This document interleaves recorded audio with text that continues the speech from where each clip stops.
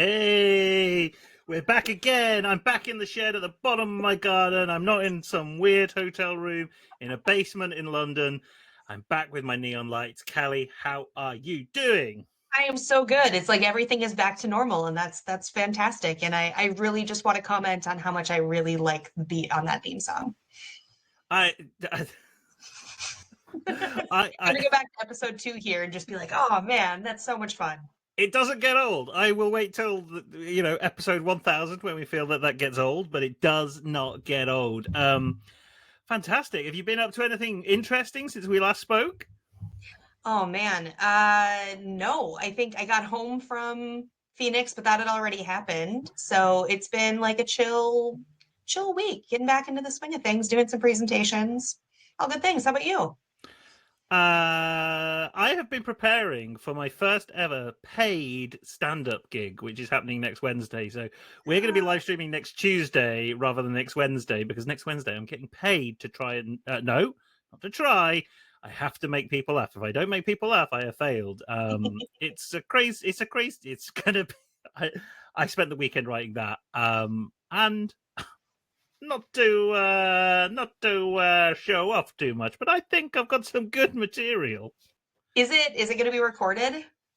I might record it for my own benefit and Yeah. maybe your benefit if you want to watch, but it Of course I certainly do. will not be for public broadcast. But they specifically requested a comedian who knows the corporate world, because it's for a corporate gig, right? And then I've Oh, just got the call sheet today, and there's like, oh, they're out of the 4 comedians, one of which I am apparently one. I follow these people on Instagram. These are actual comedians. I'm on stage. I'm going to be on stage with actual comedians. Anyway, this isn't about me, but that is what I have been doing this week, is preparing those jokes. So I won't have done it by the time we speak next week, but I'll certainly be essing my P's, because it'll be 24 hours away and I will probably be not prepared. Can you have one joke prepared to share with us next week? Can I have yes, probably. I do have jokes prepared. I'm going to tackle kind of recruitment and equality in the workplace and all this kind of stuff. And well, I can't do the setup, but I think we talked about this. I was doing like a project on looking at employer branding, and one company's recruitment page literally says a once in a lifetime opportunity. And you're like, and do you know what it was? It was a telecommunications company. And you're like, there's 4 of those in the UK, so it's not certainly like a once in a lifetime opportunity. So there's a bit of lead up to that, but I will be diving into that stuff. And I've also done James Bond, like Bond girl names, are really weird. I am creating gender equality in the Bond universe by creating male versions of the very derogatory female names in Bond films. So I'm restoring the balance of gender equality in the Bond universe. One Bond boy at a time.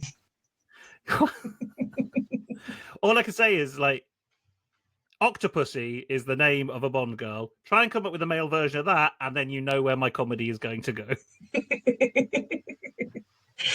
Anyway, Callie, usually I intro the guest, because so far I've been the one who's known the guests more than you. But this time we're going to flip reverse it, and I think you should introduce our incredible guest this week. No, I think that's a really fun idea. I think we do both know this guest because you met him at Disrupt Minneapolis last year. Yes. But Dan and I became fast friends. So I'm going to bring Dan Riley on, and then we can talk more about that rather than just doing it by myself, because it takes 2 to tango, right? And so this is the exact setup where we became fast friends like 2 years ago, was with that amazing album background behind you. Yes, it was the same. I feel it's kind of boring now. I'm not changing my backdrop, but it's, it's steady. It's a constant. It's steady. Yes, that's true. In a time when there are no constants, it is great to have something anticipated. It's like my chair. It's like the Archie Bunker chair, just like that. So we bonded over just cool workplace tech. I would love to hear an update on what you guys are doing. Yes. So, well, how much time do we have? And I'll give you a fast update. So we are a few things. So Radical, so Radical's is my latest. So I'm a serial entrepreneur to some degree, but I started Radical about 4+ years ago, and or right around the pandemic is when we officially started and launched. After I sold my company before that, and it was a strange time to launch tech and start to sell and say, hey, do you want to buy something? And right, it wasn't about that. Was not. It was a time to reflect and recognize that work's getting ready to change dramatically. And so we decided to, we were very intentional with the name of Radical as well. And tech was always our long play in building a platform, but we wanted to give ourselves the grace of listening and kind of just experiencing what work, what are the needs going to be.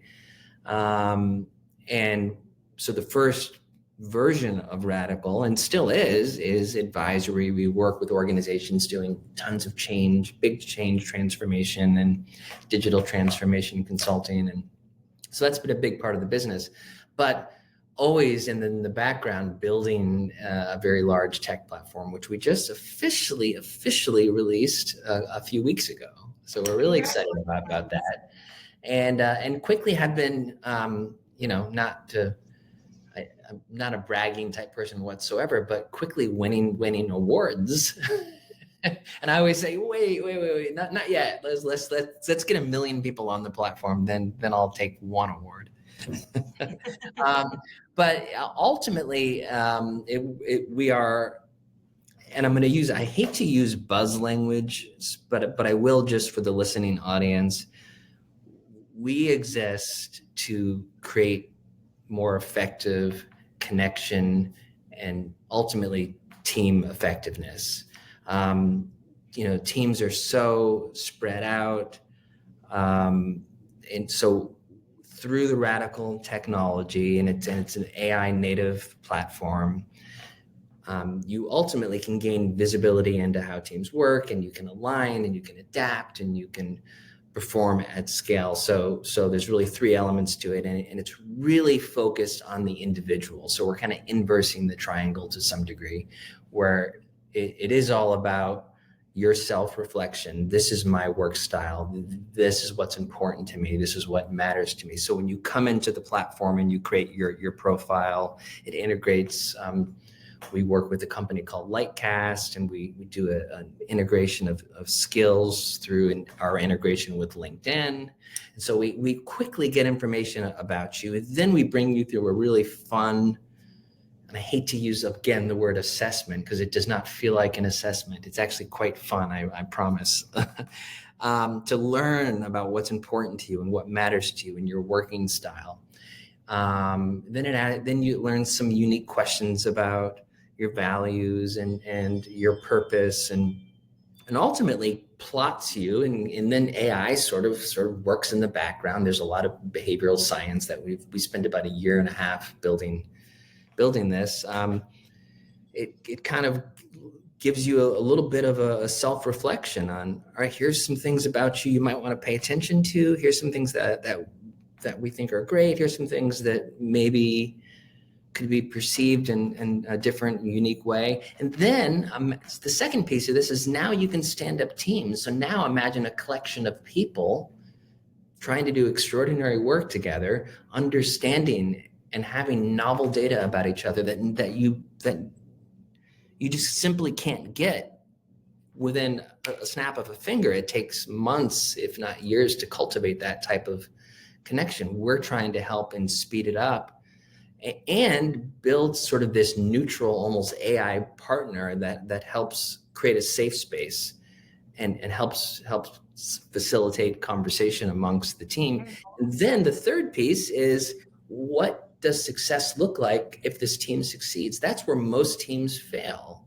Yeah. is when you don't clearly define, here's what we're trying to do. And so you sort of crowdsource, but again, AI takes over and then says, all right, here's everything we're trying to do. Here's the people we have, the collection of people, and here's all the individuals. Here's the gaps. So these are the watch out areas. Here's where there might be overlap. Here's what we're missing. Here's what you should pay attention to. And there's a lot of integrations in the flow of work, and integrations with Count.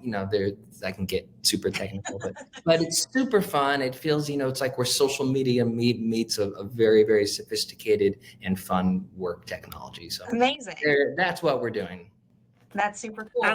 And by we're, you mean you and your brother? Because I'm looking at your website now, and it looks like you're having a competition to see who's the best dressed. Because I thought you were a snappy dresser when I met you last year. And I was like, this dude exudes fashion. Well, and then I see a picture of your brother and go, oh, okay. I have to dress him sometimes. I have to tell him what to wear. Yes, my brother and I have done. So we founded Modern Survey, which was our first company. We do a lot of film production together. We played in. So my music career has been with him. Pretty much any creative endeavor since we've been, 5 and 2 years old have been together. We've also built a very large, incredible team, fractional consultants, full-time. I've learned one thing, which I'm sure will come out in conversation today, is without surrounding yourself with incredibly amazing, talented people, you can't do it. But I will admit I couldn't do it without my brother, even though I think I dress just a little bit better.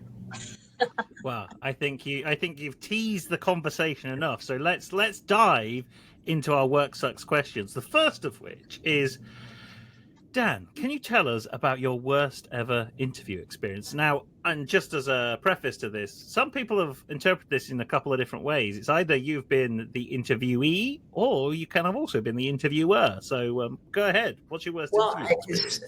So I love that question, and I'm going to answer it. So when I was, after I graduated college, I kind of dropped out of normal life and just decided to play punk rock music and tour and put records out for about 10 or 12 years before I really got my first job. So I did things a little differently. But I worked really hard when I wasn't touring, wasn't on the road. And I worked as a Kelly Temp agent. And I won Kelly Temp of the Month. They bring balloons into your office. It's very embarrassing. I did do it. It's like I'm Kelly Temp of the Month.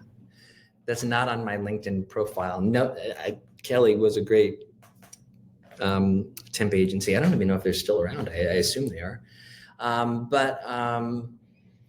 So some of those interviews were, I guess, a little bit awkward. I would say but the worst experience, and not even experience, but outcome, was during that time period, I decided to take on a job that was going to be very flexible.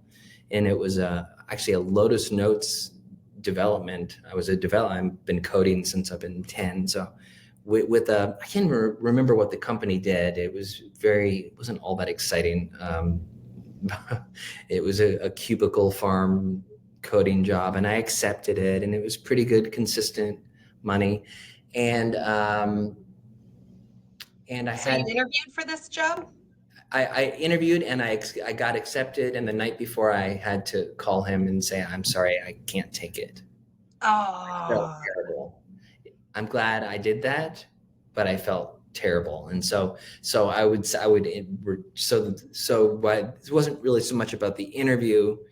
I interviewed with tons of people there. It was about my decision after interviews to walk away from something, because I just started to realize maybe this isn't, cubicle work wasn't really in my destiny. Fair enough. Punk rocker to cubicle work doesn't seem like Yeah. a good And I transition, to think be honest. maybe later I'll talk about where I did finally land before I founded a first company, which is one of my more exciting work experiences and interviews. But this was definitely a one that I've harbored some guilt about it. Well, but they moved on, I'm sure, just fine. And I'll let me absolve you of the guilt, because when I got my first office job, my first corporate gig, after being a chef for a couple of years, I got a computer from work, and they had all the software on it, and one of them was Lotus Notes. And I've got to be honest, I looked at it and went, what fresh hell is this? Why has someone created this absolute garbage piece of software that I'm expected to use? So I was ready to lambast you and say, how dare you develop to be part of such a horrendous piece of software? But you dodged a bullet, because we don't have to have that conversation. So 30 seconds on Lotus Notes. So when we launched Modern Survey, which we were actually the first SaaS employee listening platform, it was really a little bit pre-internet employee listening and surveying. It was more intranet, but a lot of the surveys, one of our first clients was American Express, and they did everything within Lotus Notes through forms. So globally, so we had to act. So in fact, I had a skill. I learned, I had to force myself to learn Lotus Notes. The security is terrible, as you can imagine. The way, again, I don't want to offend Lotus Notes or any. It's all right. I've already done that for you. It's fine. But yeah, so I did, unfortunately, or I learned how to make it integrated into a global survey platform. But it was only a year or two, and we eventually moved things, of course, to the internet. But wow. So that's my interview experience. I haven't had many of them. To your point, I've typically been the interviewer. And I can tell you one thing about for anybody who's for many people who will be listening to this, I'm assuming, the one thing I always look for a great interview is one simple little trait. One simple thing. If someone leans forward and they get excited and they start to talk to you about something that they're creating or they're doing that has nothing to do with what's on their resume. It's this body language. It's like when they lean forward and they start to you can just see them gushing about something. I'm like, yep, that's the energy. That's the creative spirit. Because of course I want to know what your skills are. And I want to know what you've done, but I really want to see you get excited about something and have a passion for something. And there's something about the leaning forward that I always seem to notice that. I love that. I have a quick story because my involvement in this has rubbed off on my husband, and he was telling me about his worst interviewer experience today. But he asked a kid, I say kid because I assume kid, what his goal is for 1 year from now. And guess what he said? He was really hoping to move in with his girlfriend. You hired him, right? And he was like, no, absolutely not. But anyway. No, but the worst decision he's ever made. Of course I'm not going to see, I would love that to me, if someone said that, like, okay. Let's make that happen. Let's make that dream a reality. Immediately there's safety and there's comfort, and we're talking about human stuff. Yeah. And I think that I love that story. So thank you for sharing that. So talking to entrepreneurs, this one is my favorite question to ask, because I feel like there's a special kind of hell from a boss that gets you to start your own company. And so tell us about your worst boss has been the question burning on my mind since we scheduled this interview. So this question, will you be disappointed if I reverse this question a little bit? You can't say you're your own worst boss. No, not that.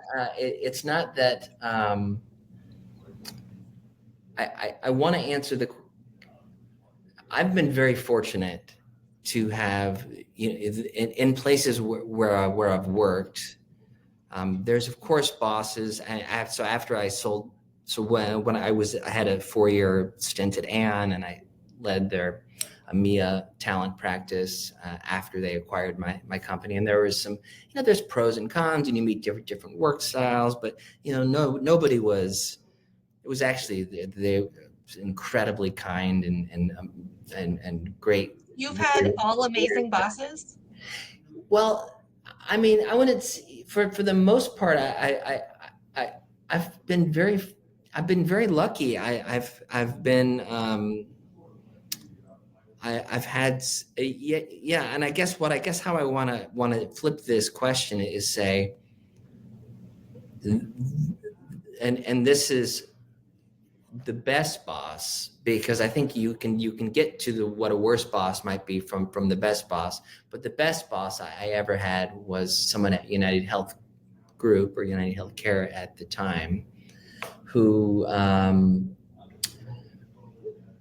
she and her husband came. I was very shy, very, very quiet, and it was an incredible job, and I had an incredible opportunity there working with her. She was the VP of HR and working with the CHRO at the time, but I never brought up my ideas.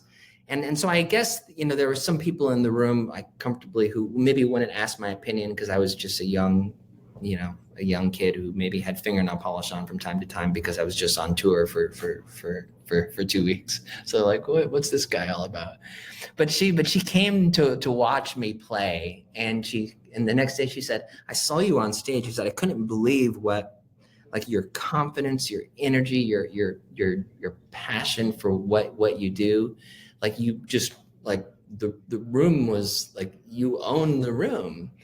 And she's like, "But in meetings, you're so quiet. You're fearful of maybe rejection or your ideas aren't going to be heard." She said, "So pretend in a meeting room." Again, this is back a while ago, so it wasn't virtual, it wasn't Zoom, it was in person. "Pretend the meeting room are those coming to watch your band perform.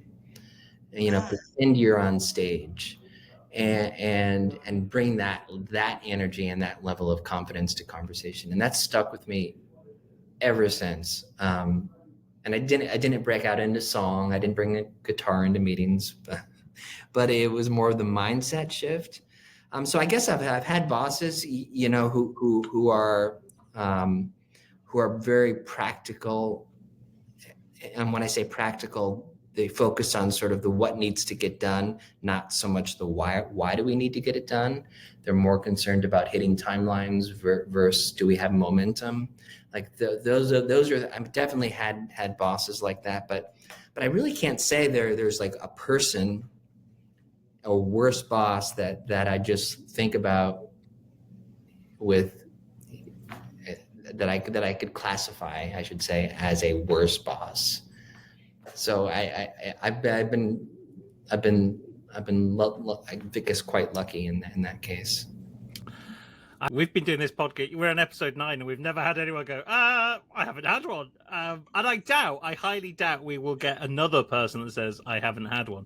But I love the moment of reflection, right? In that by articulating what a great boss is, like you kind of introduce the concept of what a bad boss is like you're not gonna get I love that you use the word momentum, right? And a bad boss doesn't drive momentum and inspiration.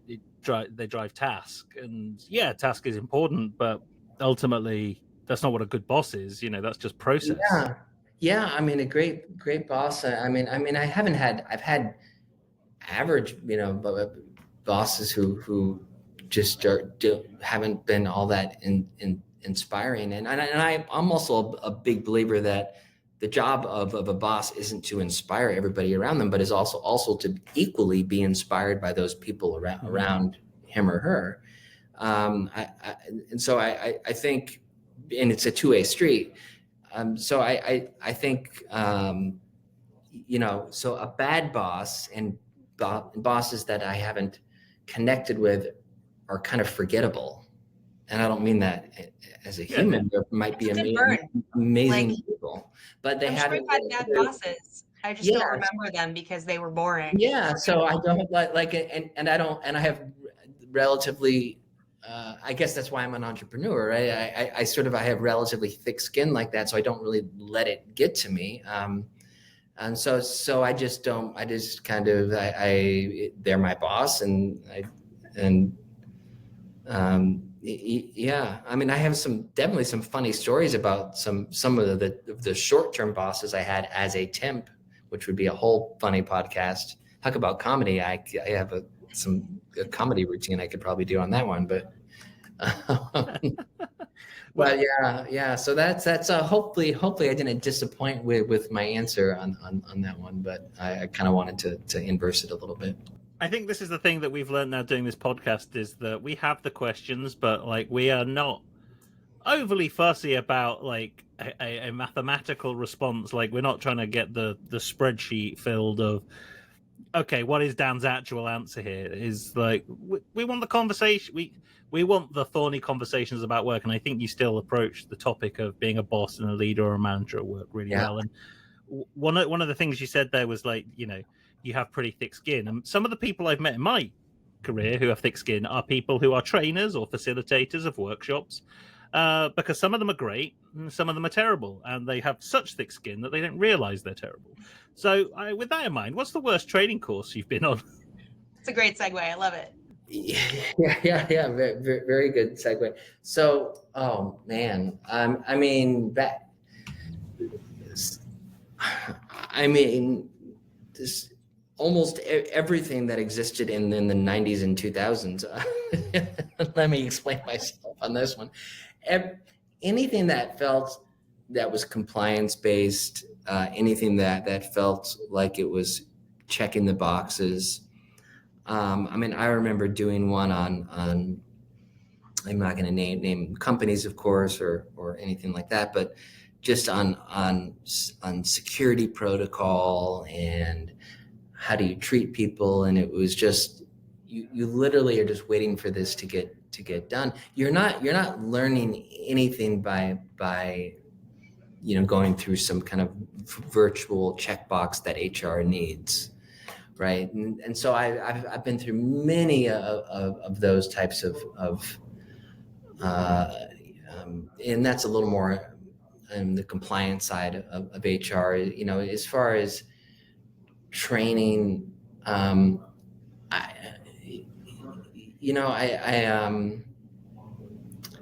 It's nothing to do with work. When I got my motorcycle license, I had to sit through a training, and the first night, it's like a weekend course. The first night they play like videos from the 70s, and they show you videos of terrible accidents and being drunk on your motorcycle and I guess setting fear, and maybe it works. I don't know. I've been a pretty safe motorcycle driver all my life, or rider all my life. But it definitely felt in the moment like I was not quite. I was just ready for it to. Maybe I just wanted to get on my bike and get my license. But but anything that's compliance check box oriented, that doesn't really allow me to understand the why, the purpose. What am I learning here that's different or unique that I haven't been through 50 times already? I think I empathize with you there, because I was on a stag do or a bachelor party recently for my brother, and we went go-karting. And the first thing they do, everyone get in a room and watch this video on how to be safe in a go-kart. And you're just like, that's someone in the, who's been in the training, learning and development profession. I watched this video for 5 minutes when I could make this so much better than what this is not telling me anything I need to know. Yes. And then the owner came out and says, right, cool, we got to do a quick quiz. I was like, oh, okay. There's more. And they were asking us questions about, like, what do you do if this color flag, or what do you do if this color flag? All the while, there's a massive poster behind them with, if you see this flag, this is what you do. And I was just like quoting word for word. So I think there's these the tick boxing exercise reduces the I suppose the effort to actually make it any good. Yeah. We're just going to say we're not trying to make it any good right out of the gate, so don't have any expectations. Just read a document and tick a box. If I look, I'm going to get my compliance high horse here, right? So anytime I have to comply with my technology provider, whether it's a phone or my PlayStation or whatever, hey, you need to adhere to these terms and conditions by using this product. You adhere to these terms and conditions. You scroll because you can't click accept now until you've scrolled all through the document, and then you hit accept, and you kind of go, "I am now compliant." And I was like, "Well, why in the world of work do we try and force people through a slightly entertaining experience? Like, why don't we?" I think it's a real simple fix, if you start with why do you need to learn this, and why is it important in the work you're going to do at this company to achieve this mission and in this North Star? Immediately now you've caught my attention.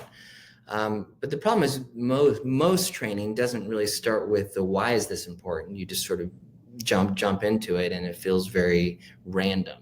So I urge everyone, anytime you do training, be very specific around why it's important, how it's going to be used, and be honest that it might evolve, and it might, as we know, in heading into a 2026 world, stuff's evolving on an hourly basis.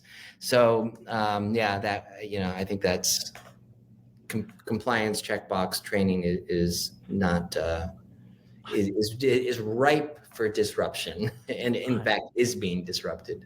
I think some of the issue there is some of the stuff that is being delivered actually isn't that important to the business, and it's just literally, even if it isn't compliant, some of the stuff is just like, oh well, we have to have a leadership program. Why? Well, every other company has one, so we better design one. How long should we make it? 12 weeks, a year? I don't know. Just make it as long as the person who's getting paid to develop it feels like it should be. And it's like, well, why are we doing? I think that is such a great point. Yeah. I think that's a good time to talk about your worst first day. My worst first day. So I have a funny. I hope it's not too graphic. It's a funny story that I'm excited. I'll tell. It's more of an embarrassing moment for a first day, which made it a worse day for me. And it was in my, so a lot of this happens to live in my temporary work days. And sometimes they were, 3-month assignments, just because after that I started my own thing. So it's hard to talk about a first day, but and the company was U.S. Bank, and since the story is funny, I think and I know a lot of folks at U.S. Bank. They're a local Minneapolis company. No one's going to beat you for name dropping. You've already name dropped so many more companies than anyone else. So I know. I mean, they're an amazing company. I'm actually a huge. I do my banking at U.S. Bank, and they've been a client for there as. But anyway, I was there. I can't remember the role I was doing. I was doing some database. Where they hired me to come in and do some data. It was probably Access database setup, and anyway, So I feel like this is like a Curb Your Enthusiasm story. So I used the bathroom. Let's start with that. In a public bathroom, I like to put. I don't like necessarily like you put toilet paper down like around. Yeah. It's just normal. It's just normal, right? But there was like a long strip. And so that apparently got caught in my belt, about this long, and so I walked like 6 feet long. No, it was probably it was like 4 or 5. It was long. It was like hanging, and it was it was just a normal just roll. It was just a little too long, and I was walking back to my desk, and my boss at this time, he was a very sweet guy, who my temporary boss, who I was reporting to. He looked at me and said, "Is that everything okay?" I said, "Yeah, everything's great." And then he pointed. I'm like, "Oh my God, I can't believe it. There's literally I was walking with, like, it's the most embarrassing, like you just want like the Calgon take me away moment. It was just this, like, and the way he phrased it, it was those words, "Is everything okay?" Like, am I doing this am I trying to make it like, why is there toilet paper sort of? So yeah, that wasn't a very good first day. I felt pretty embarrassed because I walked through like the full, probably 50 people with that. So that wasn't a great day. Did anyone else ever bring it up again? Nope. I don't think anyone really wanted to. That was fine, kind of them. And it was fine. I mean, everyone uses the bathrooms, and it's not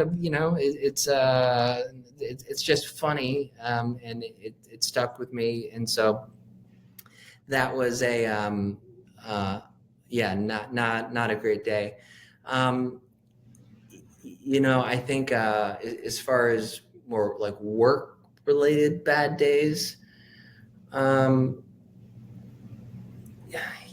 that I think it was a lot. So in my first few days after I sold Modern Survey to Aon, I wouldn't call them bad days, but they were intense days, because imagine building something and then all of a sudden you have to build a plan to roll it out to 60 countries and millions of users, and there's a team of 40 people in the room, and some of the brightest tech folks that are flown in from and that wasn't a bad day. It wasn't a bad day because of anybody that was there. In fact, everyone was great. It was just a really hard day, and you're sort of reckoning with the fact that you made that decision. It's like sending your kid off to. It's not yours anymore. Yeah, and that made it hard, and it was fun. It ended up being fun, but I remember that day specifically. There was so much input, and it was like conversations where, of course, I knew eventually we'd have to have, but it all happened in one day, and that was probably a really bad. You couldn't get two different stories. Yeah, there you go. I wanted to share something different that maybe nobody will. I doubt you're going to get that first story on your podcast to. I highly doubt it, but also, again, I'm gonna. And you can edit that story out if you like, but I think it's pretty funny. It's not getting edited out. It's definitely not getting edited. But with the toilet paper story, I'm like, I'm going to say again, you're a fashionable guy, and if I saw you if you were dressed the way you are now, and you had like 5 foot of tissue paper, I'm going to go, huh? Maybe there's a new trend I'm just not aware of. Maybe that's right. That's what I would think if you were doing it. I was more confident back then. I should have just owned it. I'm like, oh, this? Oh, yeah. It's called the. You haven't got one? The TP tail. If that happened to me, clearly people go, "Oh yeah, Toby, the moron. Yeah, he's clearly unable to go to the bathroom." Like, yeah, I just you just sit and then just go. Yeah. Anyway, yeah. So that's why I call it. So it's like the Larry David, Curb Your Enthusiasm moment. So yeah, there you go. I love that. Okay, so we've talked about you being an entrepreneur, and the next question is, what's the worst thing you've been asked to do at work? But it might be just like, what's the worst thing you've ever had to do at work? I guess.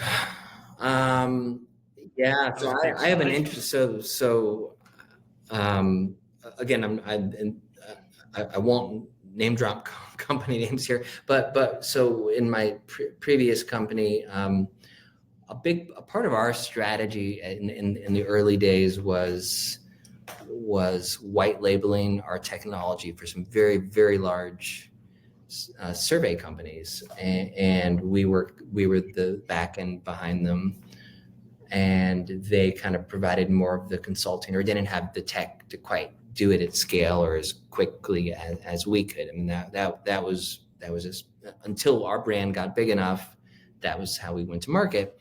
And there was a moment where, for whatever reason, the company who we were white labeling for didn't disclose that they were working with a third-party tech. Now, keep in mind, those who know the way the internet works, which is everybody listening, you can see URLs. And when you click on a link and it goes to a survey page or your reporting page, and it's a different company, you can quickly understand this isn't, who is this? So the company called me directly, very large company, and said, "Are you guys working with company X? Doing all the back end technology work?" And there was some interaction that I had with this person, but I showed up as a member of the larger company. That's kind of the way we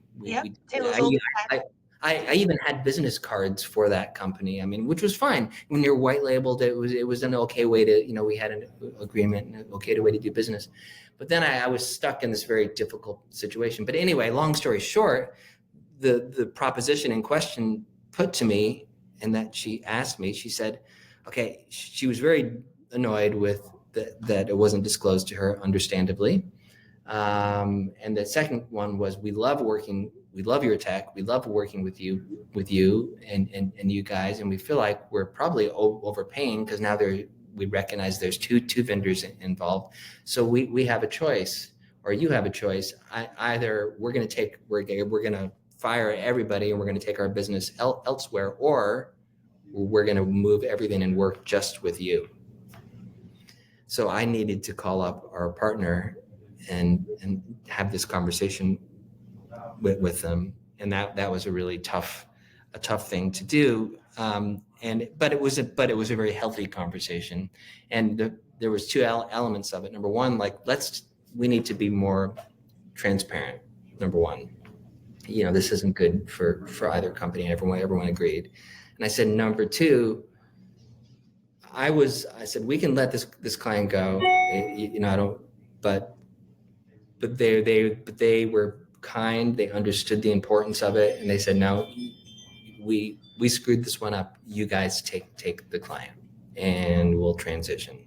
And it was, so again, it was a wonderful lesson, and just honest, open communication, and everybody quickly got along, and there was no bad feelings, and they ended up being a client for years after that, and one of our biggest clients.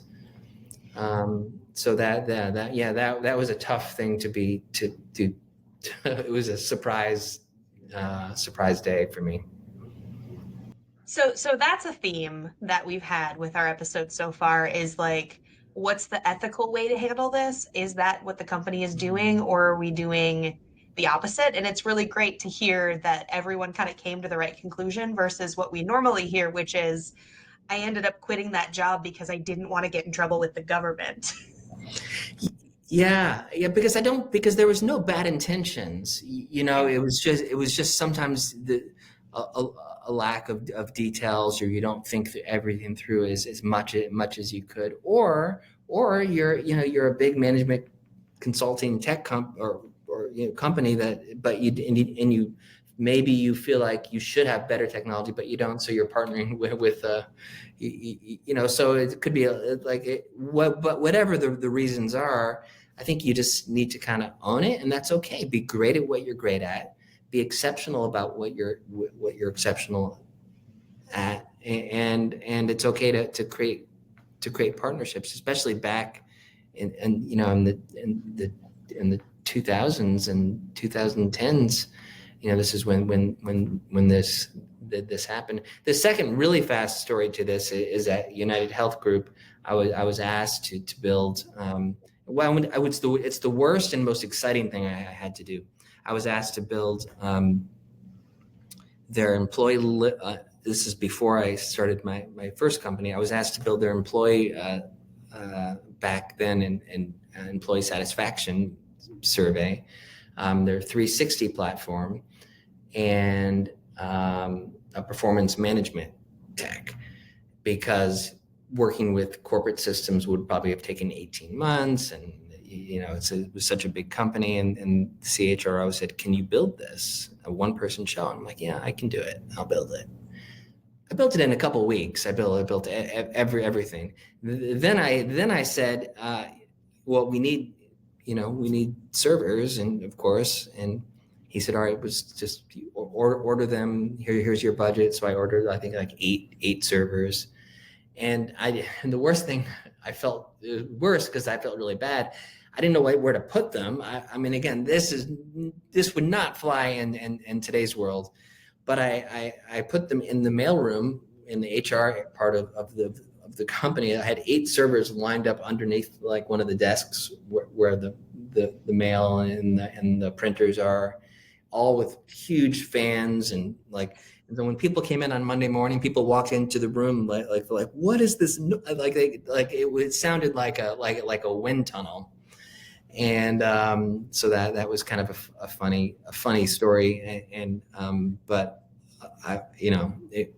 it was very fun for me to be able to build and given being trusted enough to actually literally was in there all weekend building these servers, getting them set up. And corporate IT, we're sort of out of the loop. And so Surprise. Yeah, that wouldn't happen. I probably will. Well, obviously, it's a very different world now. We're not putting in physical servers in mail rooms. But anyway, that was kind of a funny story. I would love someone to see someone try and do that nowadays, and just go, yeah, I'm just gonna do it here in the corner of the mail room. No one will see it. But I used to.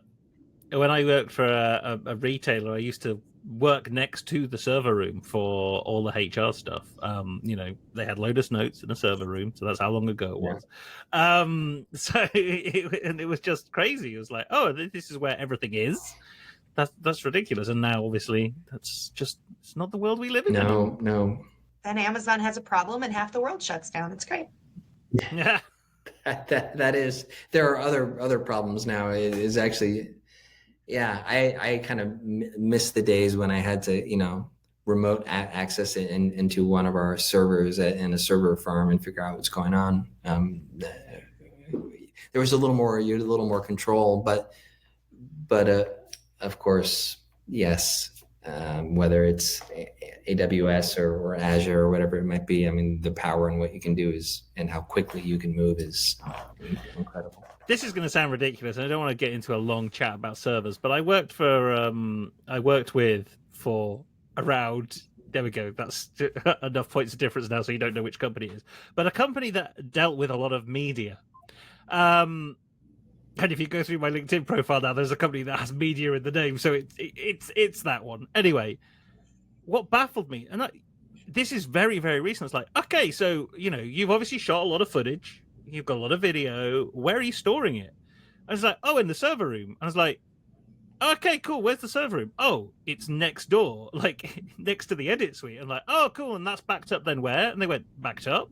That is the backup. The server is the backup. I was like, so if this building goes up in flames, you lose everything. And like, yeah, but we've got insurance. I'm like, that's insurance doesn't get you the files back. Like, yes, like, yes, crazy, absolutely crazy. Yeah, right. There's stuff that's There's money for what something's worth, and then there's stuff you just can't replace. Right. And that's... Yeah, I find it crazy, but they thought it was cutting edge technology. The person I was speaking to was like, "Oh yeah, server rooms, good stuff. Give me a shout when you've learned what the internet is, and then we'll have a real conversation about where you should be backing your data up." But it's fine. You carry on. You do you, babe. You do you. Oh.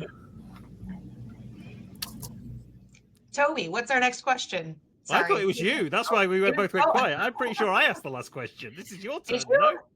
Oh, worst thing you've been asked to do at work? No, that's what we just had. That's the one. I know. Okay, all right. I asked that, no? I thought I did, but that's okay. Maybe I'm okay. We'll fight about that later when we're doing the edit, right? What's an No, easy this is staying in. change? This little argument here about who's. Look, if you want me to say it, I'll say it. It's fine. No, you know what, Kelly? I will do it. I'm Oh, you got it. usually the one who's wrong. So if you're telling me I'm wrong, then I have to assume I'm wrong because usually I am wrong.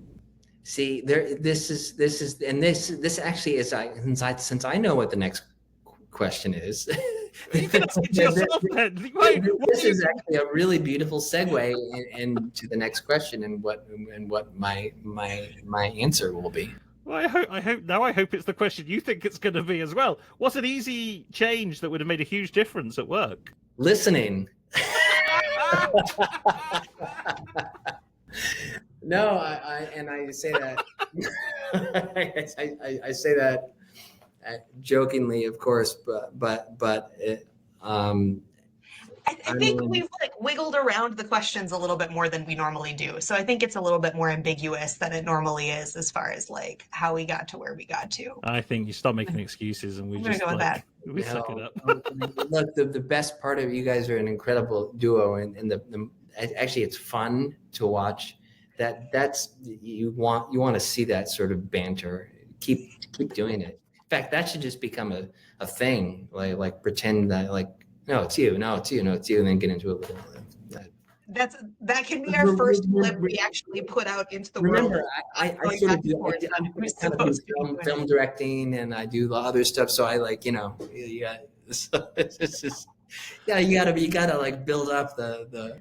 I think we certainly had that when we were emceeing an event in Minneapolis together. We definitely had the Toby and Kelly back and forth because I think someone even mentioned it. Like it works because of that, not because it isn't bad because of it, but that's the reason it works. They even thought we had scripted things, which is adorable. Yeah, that's when things are authentically, debated. And so I guess that to the question though, with the easy changes, and I do.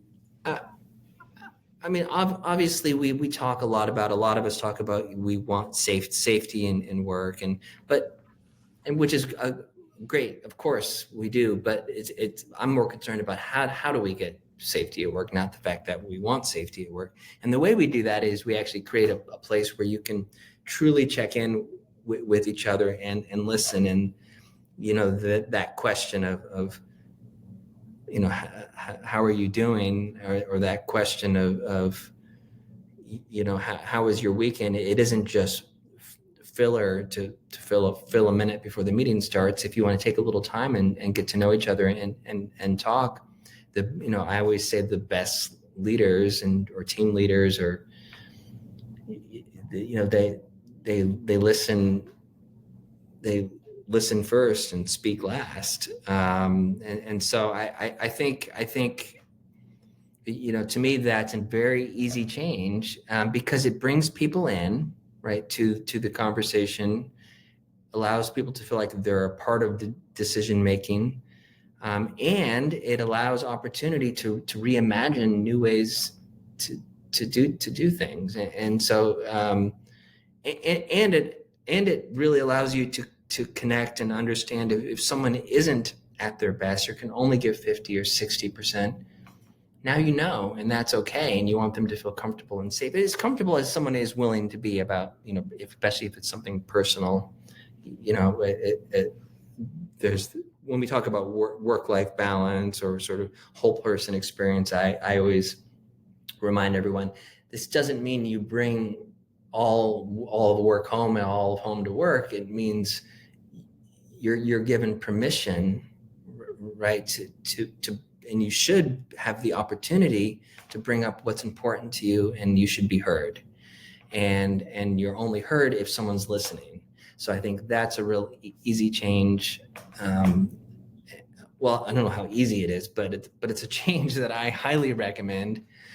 Just taking a little bit more time to be human, especially in an age where we talk about productivity and speed, which is important and great in some cases, but we can't lose sight of sort of the imperfection of being human.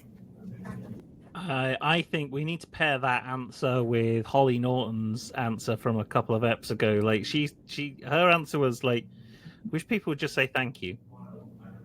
And you're just like, if you pair with what you've just said with that, and you're just like, oh boy, that would make my 15-year career to date so much more enjoyable had those two things happened. But like, isn't it sad? Isn't that not sad that those two things aren't happening on a regular basis, where we have to point it out and go, no, that'd make work better? Yeah.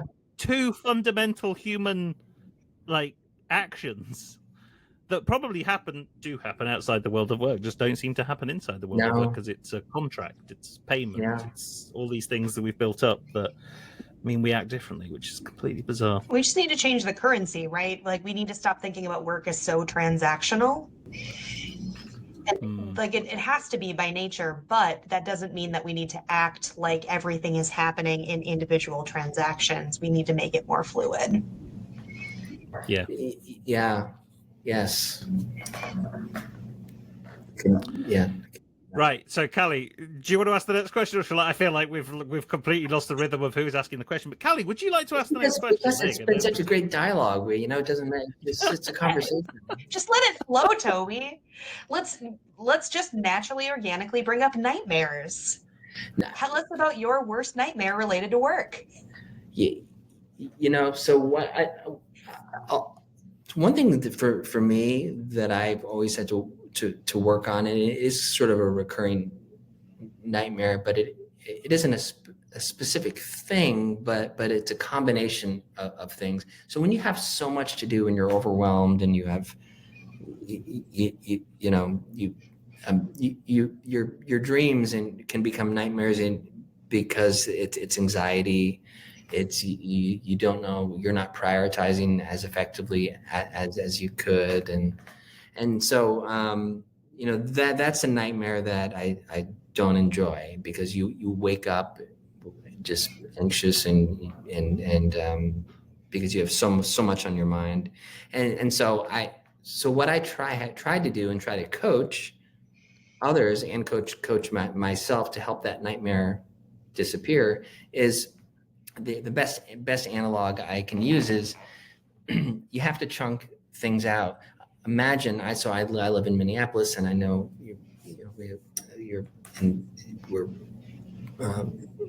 Callie, you have more snow than we do here. But imagine if all the snow fell down at once in one winter season, right? It would crush you. But that's not what happens. The snow falls a little bit. There might be a few storms here and there, but for the most part, there's a few inches here and there.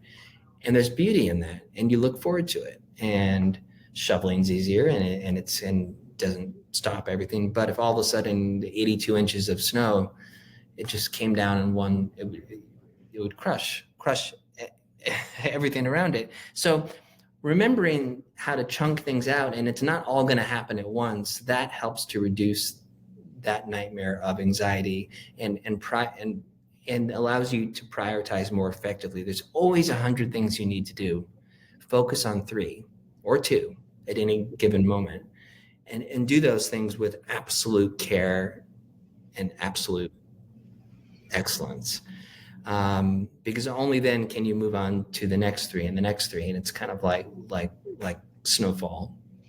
So I still struggle with that, and because there's a lot I take on, and I love it, and I wouldn't change taking on everything I take on, but what I have to constantly work on is how do I manage showing up and being as effective and the best version of myself for what I say yes to and what I have to accomplish. So hopefully that's a really effective visual. I like the idea of the snow dump, especially since we all know what happens when the 82 inches does dump at the same time, and how no one can deal with that. It's not just people who don't get snow can't deal with it. It's impossible. Yeah. And Toby, I know in London, there's a little dusting and the city shuts down, but that's I think that's the fragile nature of the British disposition. That we seem to make a hash of completely everything, even if it's the smallest thing. Leaves on the railways. That is another thing. It's like, well, you can't get on the train today. Why? Because of leaves. And you're like, come on, this is ridiculous.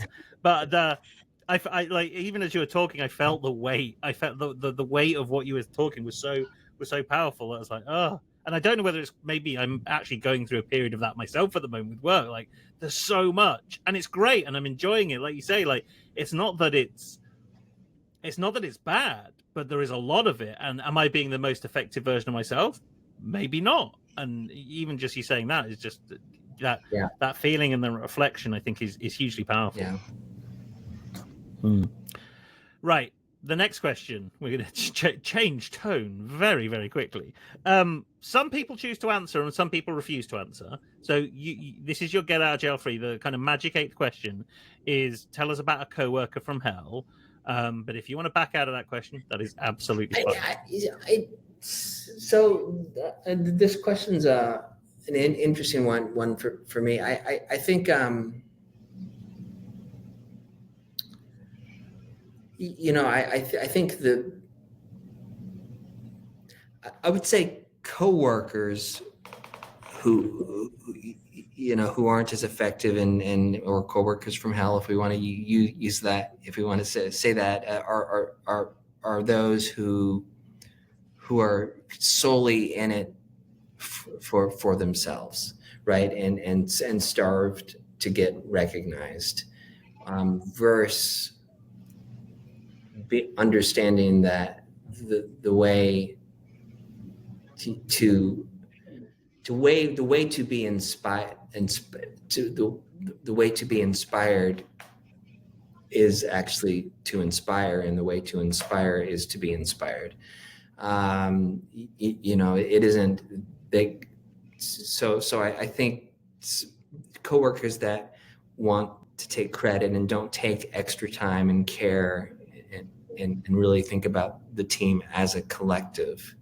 I think that's when we talk about toxic workplaces, and I think those types of coworkers are and of course there's terrible other things that I won't even talk about, that of course people in the workplace can do that are unacceptable and not even that are beyond being from hell.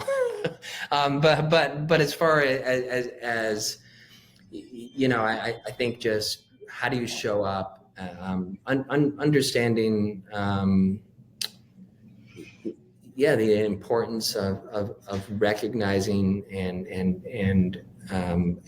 amplifying and shining the light on somebody else, even if it was your idea, and even if you did maybe the majority of the work, but if other people were just as excited and involved and did what they could, amplify them, shine a light on them, because it feels good. And I'm not this huge believer in I'm not a kind of woo-woo karma person, but I do think the more you do that, I think the more you can rise. And I always say the best leaders are the ones who understand they can make themselves and should make themselves irrelevant, which is a crazy thing for some leaders to hear.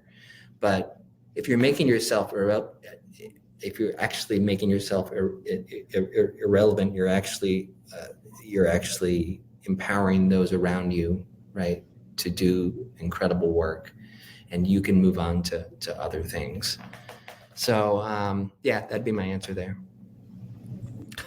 I love the way you just knock out these very profound answers, Nick. And that's it. And it's the misery loves company is the phrase that came to mind when I think misery loves company is the phrase, is that I think like the opposite is true. It's like the positivity and you can kind of create this upward trajectory, but also to your point, the you can create the downward trajectory with the absolute opposite, and it gives you momentum in either of those ways. And I think I think some people just don't see it like that. People just don't see that you can create the positive momentum, you can create the negative momentum with those actions and those behaviors. Yeah, well, and the other thing too, I mean, sometimes that's the culture of a company too, and so you're trying to survive within a culture that in fact demands that, and that's problematic, right? So you need to sort of become the version of yourself that you don't want to be, only to survive. Yeah. So I don't always necessarily blame it or discredit the individual. You know, it might just be the environment that they're in, but it needs to be fixed. And so, you know, these are big, like I love this question actually, and maybe some you know might not want to answer it, but I think it really is important because it's systemic, larger changes, you know, that need to be addressed and talked about and considered, and really understanding why it's happened and why it continues to happen, and is it happening because it's like parents. If you're you know not the best parents, your kids might think it's okay, right, to do this or that. So there's a certain level of creating and defining what's positive and what's good, and what the actions and culture that we want to see and live and breathe. I remember you just brought back a memory, and I was with a client, with a colleague, and we had this meeting, and we both came out of the meeting, and one of the people in that meeting was just horrendous, just like what I would just say, just acted the way I'd expect a terrible human being to act. Not the worst human being. There's been lots of horrendous human beings in the world, and this was just a work meeting, right? But I was like, what it felt like was like, what happened to that person? Because something has obviously happened. It feels like that person can't have always been like that, and they have worked at this organization for so long that it's literally consumed their whole workplace being, and they've transformed into this monster's too harsh a word, but like this thing that just cannot communicate, cannot receive communication, cannot display any sort of empathy or emotion towards another person. And you're like, well, how have you got to this stage? And then they looked around the company and went, actually, it makes a lot of sense how you've got to this stage. I understand. This isn't you. This is you trying to survive in the culture that you've been placed in for 20 years. And you almost can't break out of it. And it's sad, but I think, yeah, you spend a large portion of your working life at one company. Yeah. That's going to happen, sadly. Yeah. Wow. I think there's a lot of fragility too, just in like what we've seen with the fluctuation in the economy, and people who are closer to the actual numbers, I think, can be a lot more impacted too by like internalizing the stress that is this company going to be around in the next 1, 2, 3 years? I think that can have a huge influence too in how people show up for one another, or let the stress of the situation impact who they're presenting as too much. I don't want to go. I don't want to extend this podcast too much, but like when I started my own business, I was perpetually looking down the barrel of defaulting payments on mortgages and all this kind of stuff, right? And I kind of reflect on it. It's like, yeah, but in a job, you're only ever 3 months away, legally here in the UK, 3 months away from being turfed out anyway and having no income. Yeah. So what's really the difference? If I can bank enough cash to give myself 3 months leeway of income, I'm as pretty much secure as I would be if I was employed. And I think that's Callie, you mentioned it earlier, the nature of the transactional relationship of work is like all of a sudden you get to work, and because of that transactional nature of a relationship and there's a contract, you feel like that, well, I'm safe. I'm going to be here forever. I'm going to be here for as long as I want to be. But the organization also feels like, well, you're going to be here as long as we need you to be as well. Yeah. And it's like, it's who flinches first in that situation, which is like, it's not healthy, because like at some point, the relationship between employer and employee is going to end. It's going to. Employee may go somewhere else, company may fold, company may restructure, employee might want to do other stuff, change their career. At any moment in time, that relationship could change. But to have this illusion that we can't tell one or the other about when it might happen, we're going to it'll be a surprise. is just, I think, symptomatic of that transactional relationship that you mentioned earlier, Callie. Wow, this has been a ride and a half. Oh, Callie. Yes, no, I'm just really excited that I've never gotten to ask the bonus question before, and now I do. Oh. So we have a bonus question, and there's a little bit of a qualifier because it has to be a regular situation. It can't be a one-off. So on a regular basis, what is the longest commute that you have experienced? Okay. So I have a good response to this. So,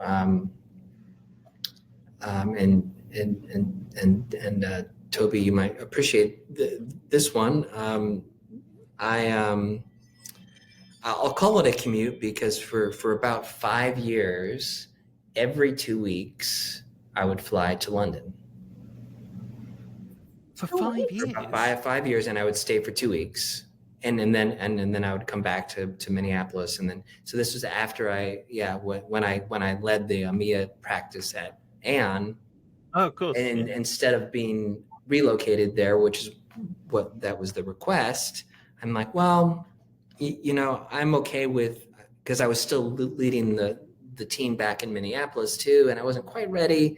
Like I don't mind 2 weeks on, 2 weeks off, 2 weeks on, 2 weeks off, sometimes 3 weeks on, 2 weeks off. But for about close to 5 years. And so I would fly to London, have a place there, and then I had teams all throughout Europe that I would go visit, but London would always be home base. So I would fly with a big suitcase and a small suitcase. The small suitcase was obviously for the day flights or the single night flights, or just around Europe.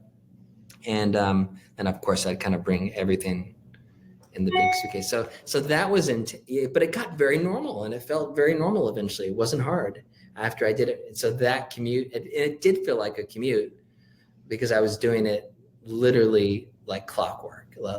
Well, let's run the numbers, because while you were talking, I ran the numbers. As people know, I like to jump on the calculator every now and again. So let's say you're doing it every 2 weeks, right? So therefore, let's say 26 times a year. Yeah. Let's half the year. That's 100 one way. That's 130 flights. So both ways, that's because you always came back. That's 260 flights over a 5-year period. That is 2,080 hours on a plane. Forget getting to the airport and through security and all that. That just flying, if it's an 8-hour flight, which it kind of averages out, Heathrow to Minneapolis. I know that flight well. Not as well as you, but I know it well. That is 86.6 days of flying. That's fast crazy calculation. Yes, it's funny. I had to keep for tax reasons. I had to keep it under, I think it was 155 days of being in Europe. This is kind of before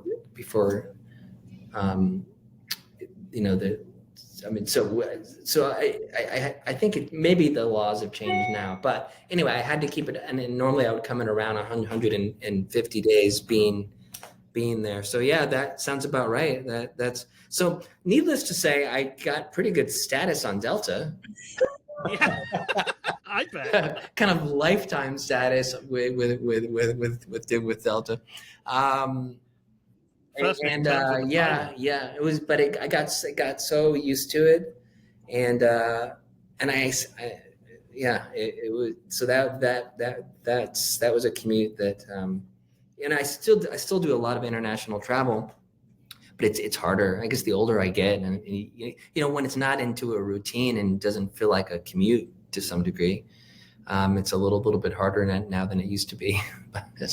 Well, I was describing one of my commutes to someone the other day, and I was like, I can't even fathom me doing, because I've worked in London for the large majority of my career. I've never lived in London. Sorry, so I've always commuted in. Okay.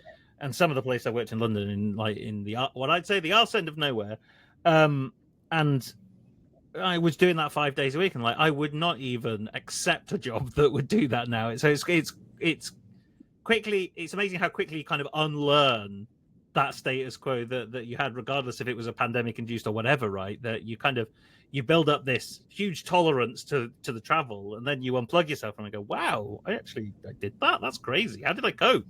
but you do. Yeah, it was hard. There were days, with that sort of commute too. I remember, and this is like happened like you'd wake up and because even when I was traveling, all through Europe on a regular basis, and sometimes it would take you like 10 seconds to like, what country am I? Where am I right now? Like you're tired, but I'm so grateful that I always whenever I tell that story or talk to anybody about it, I always say, look, like I had the opportunity to meet and see the world so globally, which I was able to travel throughout as much as I can in my life, but to be able to travel through so many different parts of the world and into Asia, I spent quite a bit of time, and just to see what we all had in common and shared, and sort of just humanity at its best. I mean, it was really a beautiful thing for me, and I'm so grateful for it. So I just to meet so many, like, just it was a wonderful experience just to literally see people as people, and like humans as humans, and over and over and over again, and eventually work it. So I'm very grateful for that opportunity. I think the word there, and I think it sums up the podcast beautifully, is grateful. Regardless of how you've articulated the experience and what the experiences have been, and how you've the questions as well, which has also been beautiful, is that there is an element of you being grateful for all of these experiences, good or bad, because they have shaped and formed who you are. So I'm actually doing Callie's job here. Callie, summarize the podcast for us without me trampling all over it like a buffoon. No, I think that's a really good summary of it. I mean, I was thinking the same thing. It's like having a journey with a shaman, right? Like you're sharing all this beautiful wisdom with us and interpreting things in such a humanistic, just well thought out way that it's really fun to hear just how different everything about this episode has been than any of the others that we've done so far.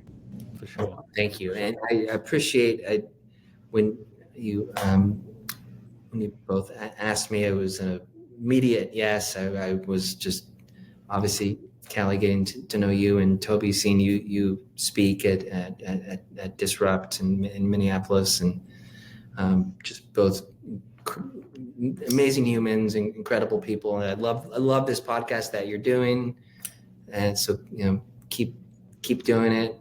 It's fun. I think the more continuing to have these human interactions and conversations, and keeping it light, but also going deep, is exactly what we need to do more of. So thank you for the invite. Thank you for having me on, and it's been my pleasure.